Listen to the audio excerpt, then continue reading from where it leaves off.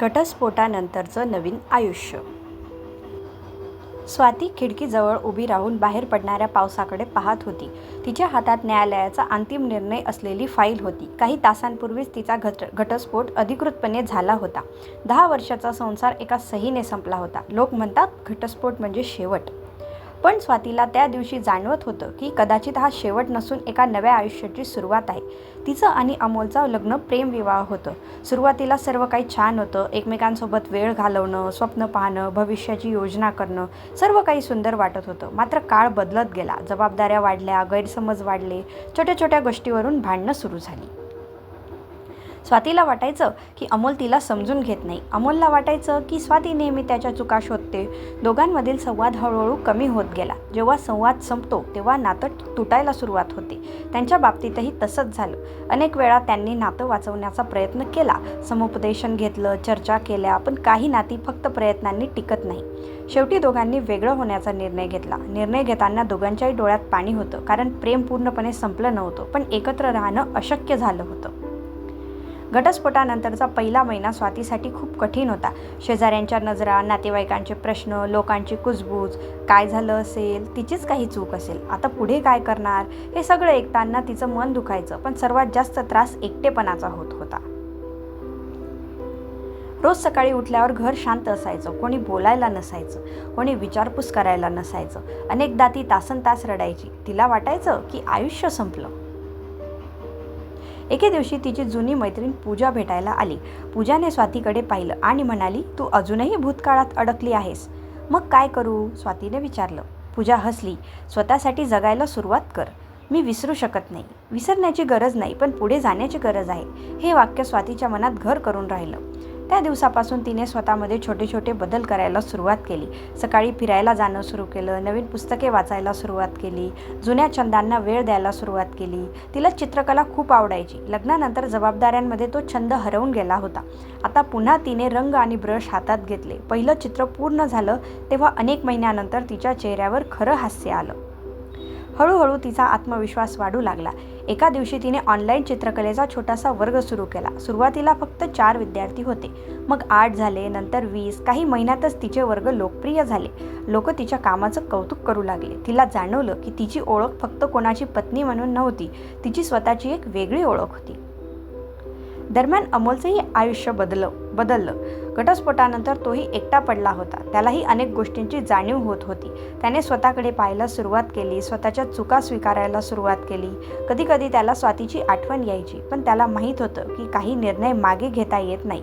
त्यामुळे त्यानेही पुढे जाण्याचा निर्णय घेतला.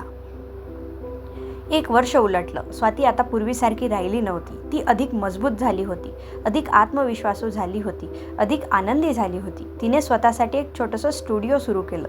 ते तिचं स्वप्न होतं, ज्याला ती अनेक वर्ष फक्त मनात जपत होती. आता ते वास्तवात आलं होतं. एके दिवशी तिच्या स्टुडिओमध्ये एक वृद्ध महिला आली. त्यांनी अनेक चित्र पाहिली. नंतर स्वातीकडे पाहून विचारलं, ही सगळी चित्र तू काढलीस? हो. खूप सुंदर आहेत. स्वातीने नम्रपणे धन्यवाद दिले. महिला म्हणाल्या, तुझ्या चित्रांमध्ये वेदना आहेत, पण त्याहून जास्त आशा आहे. हे ऐकून स्वाती काही क्षण शांत राहिली, कारण त्या महिलेने तिचं संपूर्ण आयुष्य एका वाक्यात सांगितलं होतं.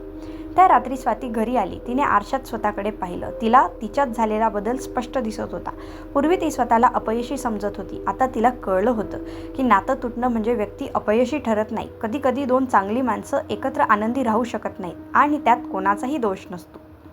काही दिवसांनी एका सामाजिक कार्यक्रमात तिची आणि अमोलची भेट झाली.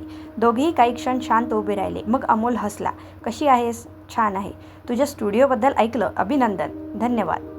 स्वातीनेही विचारलं, तू कसा आहेस? मीही ठीक आहे. दोघांनी काही वेळ गप्पा मारल्या. पूर्वीसारखा राग नव्हता, कटुता नव्हती. फक्त 2 व्यक्ती होत्या, ज्यांनी आयुष्यातील एक मोठा प्रवास एकत्र केला होता.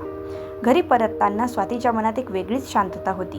पूर्वी ती त्या भेटीची कल्पना केली असती तर कदाचित घाबरली असती, पण आता तसं नव्हतं, कारण तिने भूतकाळाशी भांडण थांबवलं होतं. तिने त्याला स्वीकारलं होतं. काळ पुढे सरकत गेला. तिचे वर्ग वाढत गेले.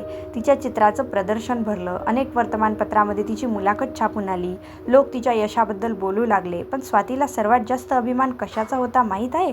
तिने स्वतःला पुन्हा शोधलं होतं. एका कार्यशाळेत एका तरुणीने तिला प्रश्न विचारला, मॅडम, आयुष्यात सगळं तुटलं तर पुन्हा उभं राहता येतं का? स्वाती काही क्षण विचारात पडली. मग ती म्हणाली, हो. कसं? स्वाती हसली.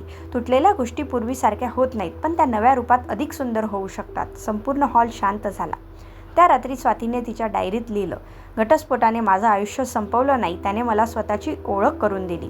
त्याने मला शिकवलं की आनंदासाठी कोणावर अवलंबून राहण्याची गरज नाही. त्याने मला शिकवलं की स्वतःवर प्रेम करणं सर्वात महत्त्वाचं आहे आणि सर्वात महत्त्वाचं म्हणजे प्रत्येक शेवटामध्ये एक नव्या सुरुवातीचं बीज दडलेलं असतं.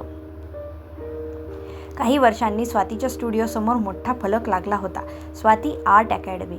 शेकडो विद्यार्थी तिथे शिकत होते. स्वाती त्यांच्यामध्ये उभी होती, आत्मविश्वासाने, आनंदाने, समाधानाने.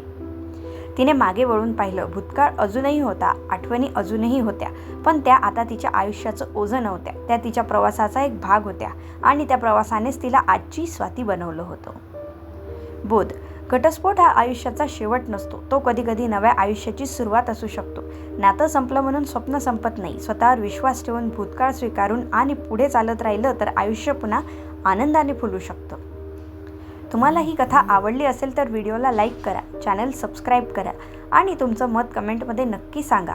अशाच हृदयस्पर्शी कथा पाहण्यासाठी आमच्यासोबत जोडलेले राहा.